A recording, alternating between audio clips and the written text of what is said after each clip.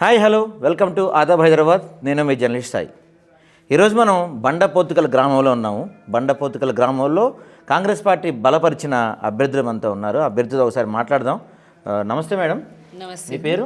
నా పేరు లక్ష్మి. ఎందుకు మీరు పోటీ చేద్దాం అనుకుంటున్నారు? ఎందుకు నామినేషన్ వేశారు? ప్రధాన కారణం ఏంటి? ప్రధాన కారణం అంటే ఇప్పటి వరకు నేను ఈ ఊరికి వచ్చిన దగ్గర నుంచి కూడా ఎలాంటి డెవలప్మెంట్ కూడా కనిపించలేదు ఇప్పటి వరకు.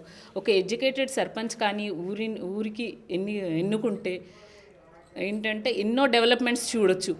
విద్యాపరంగా కానీ, వైద్యపరంగా కానీ, అగ్రికల్చరల్ పరంగా కానీ కొత్త కొత్త టెక్నాలజీస్ ఇంట్రడ్యూస్ చేయొచ్చు. సో అందుకోసమని మాకు డెవలప్మెంట్ కోరుకుంటూ మేము నామినేషన్ వేసామండి. దాదాపుగా 25 సంవత్సరాలు అవుతుంది ఈ గ్రామ పంచాయతీ ఏర్పడి. 25 సంవత్సరాల్లో ఈ ఊరికి ఏం జరగలేదు. మీరు వస్తే ఏం చేస్తారు? ఇప్పుడు వరకు అయితే నార్మల్ బేసిక్ నీడ్స్ ఏవైతే కావాలో మాకు అవి అన్నీ పర్ఫెక్ట్గా లేవు. ఏదో జరిగినాయా అంటే జరిగినాయి అన్నట్టుగానే ఉన్నాయి, కానీ ఇన్ఫ్రాస్ట్రక్చర్ కానీ, స్కూల్ కానీ ఏదైనా మాకు మంచి డెవలప్మెంట్ అనేది కనిపించలేదు ఇప్పటి వరకు. మేము వస్తే ఫస్ట్ విద్యకు, వైద్యానికి, అగ్రికల్చర్కి పెద్దపీట వేస్తామండి. గ్రామంలో ప్రధానంగా అంటే 25 సంవత్సరాలు అవుతుంది పంచాయతీ ఏర్పడి, కానీ నేను ఇప్పుడు మొత్తం గ్రామం మొత్తం చూస్తూ వచ్చాను. చాలా అధ్వానంగా ఉంది గ్రామ పరిస్థితి. సరైన రోడ్లు లేవు. ప్రధానంగా గ్రామానికి కావాల్సింది సరైన రోడ్లే. సరైన రోడ్లు లేవు, ఎక్కడ లైట్లు కనపడలేదు, డ్రైనేజీ వ్యవస్థలు లేవు. చాలా అధ్వానంగా ఉంది గ్రామ పరిస్థితి. ఇంత కష్టాల్లో ఇంత అధ్వానంగా ఉన్న గ్రామాన్ని మీరు మార్చగలుగుతారని నమ్మకం ఉందా? ఏ విధంగా మార్చగలుగుతారు? మీరు చెప్పింది వాస్తవం అండి. చూసుకున్నట్టయితే గత 10 సంవత్సరాలుగా 10 సంవత్సరాల నుంచి ఎదురు చూస్తూనే ఉన్నాం. మా ఫైజాబాద్ గేట్ నుంచి గంగారాం గేట్ వరకు మనకు ఆ రోడ్డు బ్రహ్మాండంగా అవుతుందని చూస్తున్నాము.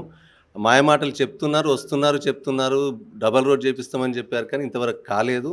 ఇప్పుడు మా గవర్నమెంట్లో, కాంగ్రెస్ గవర్నమెంట్లో 2 ఇయర్స్లో హైబ్రిడ్ యాన్యుటీ మాడ్యూల్ అని హ్యామ్ ఫండ్స్ కింద ఆల్రెడీ అది రోడ్డు పెట్టడం జరిగింది. దానికి కూడా ఫండ్స్ అలాట్ చేశారు. దాన్ని మా హయాంలో రాబో 3 ఇయర్స్లో వితిన్ 3 ఇయర్స్ ఆ వర్క్ కంప్లీట్ చేస్తాము. ఆ డబల్ రోడ్ చేసుకుంటాము. ఆ 60-40%లో 60 గవర్నమెంట్, 40 ప్రైవేట్ ఫండ్స్తో అదొకటి చేస్తున్నాం. 100% అది చేస్తాము. ఊరు విషయానికి వస్తే సీసీ రోడ్లు కానీ, డ్రైన్స్ కానీ మామూలుగా అన్ని విలేజెస్కి వచ్చినట్టు మా విలేజెస్కి వచ్చాయి. అందులో కొత్తగా తెచ్చింది ఏం లేదు.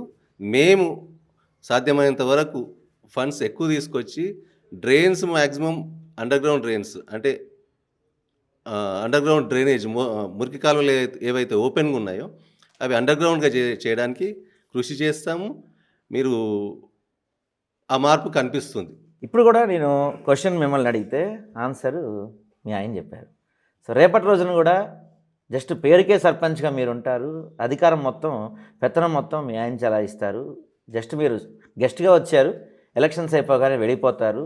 అంతా పెత్తనం ఆయన చేతిలోనే ఉంటుంది అనేది గ్రామాల్లో ఎక్కువగా వినిపిస్తున్న మాట. అదే ఉండొచ్చు సార్ ఎప్పుడు కూడా? మరి లేదండి, ఇది నా అత్తగారి ఊరు. నేను నా అత్తగారి ఇళ్ళని ఎంత బాధ్యతగా చూసుకుంటున్నాను. మాది ఉమ్మడి కుటుంబం. నేను ఆ ఉమ్మడి కుటుంబంలో పెద్ద కోడలిని. నేను నా కుటుంబాన్ని ఎంత జాగ్రత్తగా, ఎంత బాధ్యతగా, ఎంత ప్రేమగా చూసుకుంటున్నాను. నా ఊరిని కూడా అలాగే చూసుకోవాలి, ఎంతో డెవలప్మెంట్ చూడాలి నా ఊరిలో అని నేను అనుకుంటున్నానండి. ఆయనకి ఒక్క రాజకీయం అనే కాదు, సర్పంచ్ పోస్ట్ అనే కాదు, ఆయనకి ఇంకెన్నో ఉన్నాయి. అగ్రికల్చర్ ఉంది, ఆయన చేయాల్సిన పనులు చాలా ఉన్నాయి. నాకు నా పిల్లలు, నా ఊరు, నాకు ఆ రెండే ఉన్నాయి. నేను ఆ రెండింటిని చాలా రెస్పాన్సిబిలిటీగా, నా పిల్లల్ని అయితే ఎంతగైతే రెస్పాన్సిబిలిటీగా చూసుకుంటున్నానో, ఎంతగా చక్కగా తీర్చిదిద్దుతున్నానో, నా ఊరిని కూడా అంతే రెస్పాన్సిబిలిటీగా చూసుకుంటాను. మీకు నేను మాటిస్తున్నాను అలా చూసుకుంటానని కూడా. మీరు అడిగిన దానికి ఇంట్లోనే నన్ను పెత్తనం అంతా ఆమెదే. సర్పంచ్ అయిన తర్వాత మాదేముంటుంది, ఆమెనే చెప్పిస్తా. ఇంకోటి ఏమంటే ఆమె తెలివిపర్రాలు, ఎంఎస్సి అప్లైడ్ మైక్రోబయాలజీ చేసింది. సో దాంట్లో సరే గుడ్డిగా నేనేదో చేసి చెప్తే దాన్ని ఫాలో అయ్యే ఆ టైప్ ఏం కాదు. తను ఎంతో ఆలోచిస్తుంది. చెప్పాలంటే నేను గ్రాడ్యుయేషన్ ఓన్లీ బీటెక్ దగ్గర ఆగిపోయాను. తను ఎంఎస్సి అప్లైడ్ మైక్రోబయాలజీ చేసింది కాబట్టి తను సొంత నిర్ణయాలు తీసుకుంటుంది, చాలా కాన్ఫిడెంట్గా ఉంటుంది. నా కుటుంబాన్ని ఏ రకంగా అయితే బాధ్యతగా తీసుకొని నడిపిస్తుందో, మాది ఉమ్మడి కుటుంబము, తను చెప్పినట్టుగా ఎలాగైతే లీడ్ చేస్తుందో ఊరిని కూడా అలాగే లీడ్ చేస్తుంది. అందులో నా ప్రమేయం కానీ ఉంటాయి, సూచనలు సలహాలు ఉంటాయి, కొంచెం అవగాహన నాకు కొంచెం ఊరు సమస్యల పట్ల, ఊరు జనాల పట్ల అవగాహన ఎక్కువ ఉంటుంది కాబట్టి కొంచెం నా సూచనలు సలహాలు తీసుకుంటూ తన సొంత నిర్ణయాలు ఉంటుంది. దాంట్లో మీకు ఎటువంటి డౌట్ అక్కర్లేదండి. అంటే మీరు ఇది పుట్టిన ఊరు కాదు, పెరిగిన ఊరు కాదు. ఈ గ్రామంలో రకరకాల గ్రామాలు అంటే రకరకాల గొడవలు ఉంటాయి, రకరకాల పంచాయతీలు ఉంటాయి, రకరకాల సమస్యలు ఉంటాయి. మరి మీరు వాటి గురించి పూర్తి అవగాహన ఉందా? నేను పుట్టిన ఊరిలో 20 సంవత్సరాలే ఉన్నాను, కానీ ఇక్కడ ఉండాల్సింది ఎక్కువే. ఇప్పటికి 15 సంవత్సరాలు అయ్యింది ఇక్కడికి వచ్చి. నాకు చాలా వరకు అవగాహన ఉంది. ఇక్కడ ఊర్లో ఏమవుతుంది, ఏం చేస్తున్నారు అనేది కూడా అవగాహన ఉంది. నేను అన్నింటి గురించి అవగాహన ఉంది కాబట్టే ఇందులోకి దిగాను. ఓకే, సరే. అయితే ప్రధానంగా మీకు ఓటేస్తే అసలు మీకు ఎందుకు ఓటేయాలి? మీకు ఓటేస్తే గ్రామాన్ని ఏ విధంగా మార్చాలి? మీరు ఒక ప్లానింగ్ ఏమైనా ఉందా? మేనిఫెస్టో అని అనుకున్నారా? ఒక ప్రణాళిక ఏమైనా రూపొందించారా?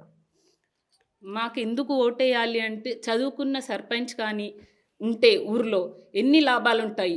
ఒక ఇష్యూ వచ్చిందంటే అది మనం ఎక్కడికి తీసుకెళ్ళాలి, ఎవరిని అప్రోచ్ అవ్వాలి, ఎలా సాల్వ్ చేసుకోవాలి అని దిశానిర్దేశం ఉంటుంది. గుడ్డిగా మనము ఇక్కడికి వెళ్ళి వీళ్ళని కలవడం వాళ్ళని కలవడం ఉండదు. మనం ఎక్కడికైతే వెళ్ళాలో, ఈ సమస్య ఎవరి దగ్గరికైతే తీసుకెళ్లాలో వాళ్ళ దగ్గరికే తీసుకెళ్తాము, వాళ్ళ దగ్గర సాల్వ్ చేస్తాము. ప్లస్ మాకు ఓటు వేస్తే ఫస్ట్ యూత్ పరంగా స్పోర్ట్స్కి కానీ ఎంప్లాయ్మెంట్కి కానీ అన్నింటికి మేము సపోర్ట్ చేస్తాం. ఊర్లో మహిళలకు సెల్ఫ్ ఎంప్లాయ్మెంట్ కల్పిస్తామండి. అగ్రికల్చర్కి కూడా అన్ని విధాల సహాయం చేస్తాం మేము. ప్లస్ వైద్యపరంగా కూడా చాలా డెవలప్మెంట్ చేస్తామని ఆలోచన ఉంది మాకు. అయితే చిన్నప్పటి నుంచి మీరు ఈ గ్రామాన్ని చూస్తున్నారు. ఖచ్చితంగా మీరు అనుకుని ఉంటారు ఎప్పటికైనా నేను ఇక్కడ ఈ గ్రామాన్ని మార్చాలి, ఏదో విధంగా గ్రామాన్ని మార్చాలని. అసలు మీకు రాజకీయాల్లో కొద్దిగా ఆలోచన ఎందుకు వచ్చింది? గ్రామాన్ని మీరు కలలుగన్న విధంగా ఏ విధంగా మార్చగలుగుతారు? ప్లానింగ్ ఏంటి మీరు అసలు? రాజకీయాల్లోకి రావాలనే ఆలోచన కానీ ఏం లేదండి. నేను బీటెక్ చేసి నేను జాబ్కి వెళ్ళిపోయాను. 2019లో నేను జాబ్ రిజైన్ చేసి అగ్రికల్చర్ స్టార్ట్ చేశాను. అప్పటి నుండి నేను ఊర్లో ఉంటున్నాను 6 సంవత్సరాలు. అలా కాకున్నా కానీ నేను కొంచెం మా ఫాదర్ చిన్నప్పుడే చనిపోవడం వల్ల నాకు ఊరితో కొంచెం అటాచ్మెంట్ ఎక్కువ ఉంది. ఇక్కడ వ్యవహారాలను చూసుకోవాలి కాబట్టి ఊరితో అటాచ్మెంట్ ఎక్కువ ఉంది. సో ఆ విధంగా ఆ జర్నీలో నాకు ఊర్లో ఉన్న సమస్యలు కానీ గత 30 ఇయర్స్ మన గ్రామ పంచాయతీ ఫామ్ అయిన నుంచి కానీ అంతకుముందు కానీ ఇక్కడ జరుగుతున్న పరిణామాలు, ఇక్కడ కొందరి చేతుల్లో ఒక 3-4 పెద్దల చేతుల్లో ఈ గ్రామం ఎలాగైతే సఫర్ అవుతుందో అది చూశాను. సర్పంచ్ ఎవరైనా కానివ్వండి, పెత్తనం చేసేది వాళ్ళే. సో అది చూశాను. అది బాగా జనాలు విసిగిపోయి ఉన్నారు. వాళ్ళు చూసేది ఏంటంటే సరైన నాయకత్వం, సరైన నాయకుడు వస్తే సపోర్ట్ చేయడానికి అందరు సిద్ధంగా ఉన్నారు. వాళ్ళ ఉత్సాహాన్ని చూసే వాళ్ళు కోరుకుంటే నేను ఇప్పుడు వచ్చాను. 100% వాళ్ళ నమ్మకాన్ని కాపాడుతాను, నిలబెడతాను. ఏంటంటే అంటే ప్రధానంగా ఈ గ్రామానికి ఉన్న సమస్యలు ఏంటి అసలు? ప్రధానంగా మీరు చూసుకున్నట్టయితే మీరు వచ్చినప్పుడు గమనించి ఉంటారు. ఫైజాబాద్ గేట్ నుంచి మన బండాపోతుగల్ గ్రామంలోకి వచ్చే రోడ్ ఏదైతే చూస్తే ప్రెగ్నెంట్ లేడీ ఉంటే డెలివరీ అయ్యే పరిస్థితి ఉంటుంది ఆ రోడ్లో వస్తే. అంత అధ్వానమైన రోడ్డు. వచ్చిన ప్రతి ఒక్కరు కొత్త వాళ్ళు వచ్చిన వాళ్ళు ఇంత అధ్వానమైన రోడ్ ఎక్కడ చూడలేమనే పరిస్థితి ఉంది. గత 10 సంవత్సరాలు 12 సంవత్సరాల నుంచి వాళ్ళు చేసింది ఏం లేదు. నిధులు శాంక్షన్ అయినాయి అన్నారు, ఫండ్స్ ఉన్నాయి అన్నారు, కాంట్రాక్టర్ వెనుకకు పోతుంది అన్నారు. అవన్నీ వింటూనే ఉన్నాం. ఇప్పుడు 2 ఇయర్స్ మా గవర్నమెంట్ వచ్చిన తర్వాత మేము వెంబడిపడి హ్యామ్ నిధుల కింద అది పెట్టించాము. త్వరితగతిన అది టెండర్లు పూర్తి చేసుకొని వర్క్ వెళ్తుంది. 100% మా హయాంలో రాబో 5 ఇయర్స్లో వితిన్ 3 ఇయర్స్ స్పాన్లో ఆ రోడ్ కంప్లీట్ చేసుకుంటాం. ఇంకొకటి మాకు ఏదైతే ఉన్నదో దగ్గర టౌన్ చూసుకున్నట్టయితే బిజినెస్ పరంగా కానీ మా పండించిన పంటలు అమ్ముకోవడానికి కానీ జోగిపేట దగ్గర, కానీ మనకు చూస్తే చుట్టూ 16 కిలోమీటర్లు తిరిగి పోవాల్సిన పరిస్థితి ఉంది. సో దాన్ని మా గవర్నమెంట్ వచ్చిన తర్వాత మొన్న దామోదర్ రాజనరసింహ గారు హెల్త్ మినిస్టర్ గారి సహకారంతో 100 కోట్లు పెట్టి దాన్ని శాంక్షన్ చేయడం జరిగింది. ఆల్రెడీ టెండర్లు అయిపోయాయి, పనులు స్టార్ట్ అయ్యాయి. సో అదొక మేజర్ పని. కనెక్టివిటీ మాకు ఒక 4 కిలోమీటర్స్ 5 కిలోమీటర్స్లో జోగిపేట వెళ్ళిపోతాం. దానివల్ల యూత్కు ఎంప్లాయ్మెంట్ కానీ, పండించిన పంటలకు గిట్టుబాటు మార్కెట్ కానీ, జోగిపేట కానీ సంగారెడ్డి కానీ వెళ్ళిపోవచ్చు. సో అవి 2 కాకుండా చెక్ డ్యామ్ ఒకటి పెండింగ్లో ఉంది. చెక్ డ్యామ్ కంప్లీట్ చేస్తాము. ఆల్మోస్ట్ 3-4 ఇయర్స్ బ్యాక్ స్టార్ట్ అయిన చెక్ డ్యాము ఇప్పటికీ కంప్లీట్ కావడానికి నోచుకోలేదు. దాన్ని కూడా వెంబడిపడి ఇరిగేషన్ మినిస్టర్ గారి దగ్గరికి ఆ సమస్యను తీసుకెళ్ళి దాన్ని కంప్లీట్ చేస్తాము. రైట్ అండి. అయితే ఇంకొక ప్రధానంగా గ్రామంలో వినిపిస్తున్న మాట ఏంటంటే, మీరు ఈ గ్రామానికి గెస్ట్గా వచ్చారు, ఎలక్షన్స్ ఉన్నాయి కాబట్టి ఇప్పుడు కనిపిస్తున్నారు, ఎలక్షన్స్ తర్వాత మళ్ళీ కనపడరేమో అనే కొంత మాట వినిపిస్తూ ఉంది. అవునండి. అది కూడా నా చెవిన పడింది. అయితే నేను ఈ గ్రామానికి ఏదో గెస్ట్‌గా రాలేదు. మా తాత ముత్తాతల దగ్గర నుంచి మేము ఈ గ్రామస్తులమే. ఇక్కడ ఇల్లు ఉంది, భూమి ఉంది. నేను వ్యవసాయం చేస్తున్నాను. ఫుల్ టైమ్ ఇక్కడ ఉంటున్నాను. పార్ట్ టైం కాదు. నేను చేసే వ్యవసాయం ఒక మధ్య తరగతి స్థాయిలో బాగానే ఉంటుంది. ఫుల్ టైం ఉంటేనే నా పనులు అవుతాయి. నా పనులతో పాటు గ్రామ పనులు కూడా ఫుల్ టైం ఉంటేనే అవుతాయి కాబట్టి ఫుల్ టైం ఉంటాను. ప్రజలకు ఎల్లవేళలా అందుబాటులో ఉంటాను. కాకపోతే నా పిల్లల ఎడ్యుకేషన్ కోసం హైదరాబాద్లో ఉంది. హైదరాబాద్కి వెళ్తూ ఉంటాను సాటర్డే కానీ సండే కానీ. మళ్ళీ సాటర్డే సండే కూడా వాళ్ళు ఎప్పుడు కాల్ చేసినా కానీ వితిన్ 1 అవర్లో నేను వాళ్ళకి అందుబాటులోకి వస్తాను. దాంట్లో ఎటువంటి డౌట్ అక్కర్లేదు. ప్రజలకు నేను పూర్తి భరోసా ఇస్తున్నా. నేను స్థానికుణ్ణి. మా తాత ముత్తాతల దగ్గర నుంచి ఇక్కడ ఉన్నాను. ఇల్లు భూమి ఉన్నోన్ని. కాబట్టి మీరు అందులో ఎటువంటి సందేహపడాల్సిన అవసరం లేదు. అది ప్రతిపక్షాలు చేసే కుట్ర. వాళ్ళకు నా దగ్గర చెప్పుకోవడానికి ఏ వ్యతిరేక అంశం లేదు. ఆ ఒక్క అంశాన్ని తీసి చెప్తున్నారు. రాజకీయాల్లోకి వచ్చారు. మీరే అన్నారు మీది బీటెక్ బ్యాక్గ్రౌండ్, రాజకీయాల్లోకి కావాలని రాలేదు అని చెప్పారు. సరే, రాజకీయాల్లోకి వచ్చారు. ఇప్పుడు సర్పంచ్ ఎన్నికలు నిలబడ్డారు. ఓడిపోయారు అనుకోండి, రాజకీయాలు వదిలేసి ఊరు వదిలేసి వెళ్ళిపోతారా? గెలిచినా ఓడినా మీకోసం నిలబడ్డ ప్రజల కోసం ఉంటారా? సమస్యనే లేదండి. గెలిచినా ఓడినా ప్రజల మధ్యలోనే ఉంటాను.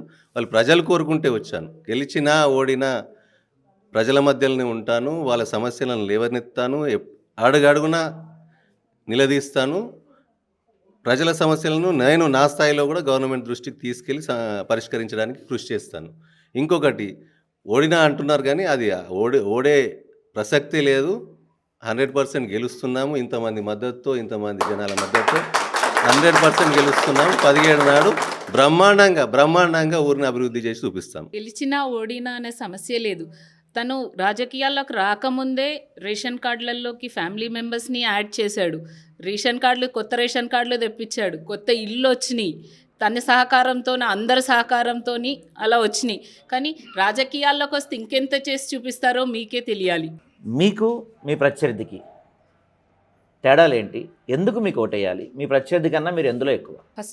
First and foremost thing education ఉంటేనే మనం ఇప్పుడు ఏదైనా ఒక ప్రాబ్లం మనకు ఎరైజ్ అయినప్పుడు మనం గవర్నమెంట్ ఆఫీస్కి ఎలా అప్రోచ్ అవ్వాలి, ఏ హయ్యర్ అఫీషియల్స్ని కలవాలి, ఎలా కలవాలి, మెయిల్ చేయాలా లేకపోతే వాళ్ళని డైరెక్ట్ అప్రోచ్ అవ్వాలా, ఏం చేయాలి అనేది మనకు తెలుస్తుంది ఎడ్యుకేటెడ్ సర్పంచ్ ఉంటే. నేను ప్రత్యర్థి ఎడ్యుకేషన్ గురించి నేను అసలు కామెంట్ చేయను. కానీ నేను ఎలా చేయాలి అనేది, ఎలా అప్రోచ్ అవ్వాలి అనేది నాకు తెలుసు. నేను ఎవరిపైన ఆధారపడి లేను. నేను ఎంఎస్సి మైక్రోబయాలజీ చదువుకున్నాను. మా ఆయన బీటెక్ చదువుకున్నాడు. సో ఇప్పుడు కొన్ని సెంట్రల్ గవర్నమెంట్ పనులు ఉంటాయి, అవి మనం డైరెక్ట్గా వెళ్ళి చేసుకోలేము. సో మెయిల్స్ ద్వారా మనం చేసుకోవాలి.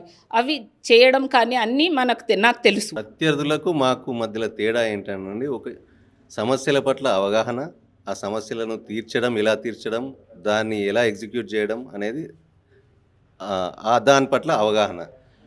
హయ్యర్ అఫీషియల్స్ని అప్రోచ్ కావడం కానీ, లేదా మినిస్టర్స్ని అప్రోచ్ కావడం కానీ, లేదా సెంట్రల్ గవర్నమెంట్ ఫండ్స్ వచ్చే వాటి మీద అవగాహన పెంచుకోవడం కానీ. ఒకటి, గ్రామ పంచాయతీకి డెవలప్ కావాలంటే ఒకటే ఉండదండి. సెంట్రల్ గవర్నమెంట్ ఫండ్స్ ఉంటాయి, జెడ్పీ ఫండ్స్ ఉంటాయి, ఎంపీటీసీ ఫండ్స్ ఉంటాయి, ఎంపీ ఫండ్స్ ఉంటాయి. సో ఇవన్నిటిపైన పూర్తి అవగాహన ఉంది. అఫీషియల్స్తో, బ్యూరోక్రాట్స్తో ఎలా మాట్లాడాలో అవగాహన ఉంది. మా రాజకీయ నాయకులతో ఎలా మాట్లాడాలో అవగాహన ఉంది. సో ఆ రకంగా ముందుకు పోయి మా ఎడ్యుకేషన్ దానికి పనికొస్తుంది. వాళ్ళకున్న మైనస్ అదే, మాకున్న ప్లస్ అదే. సమాజం పట్ల బాధ్యత, సమాజం పట్ల అవగాహన, వీటితో నేను అనుకోవడం ఏంటంటే ప్రత్యర్థుల కంటే మాకు చాలా బలం ఎక్కువ ఉన్నది. వీఆర్ ఫార్ మోస్ట్ అహెడ్ అని అనుకుంటున్నాను.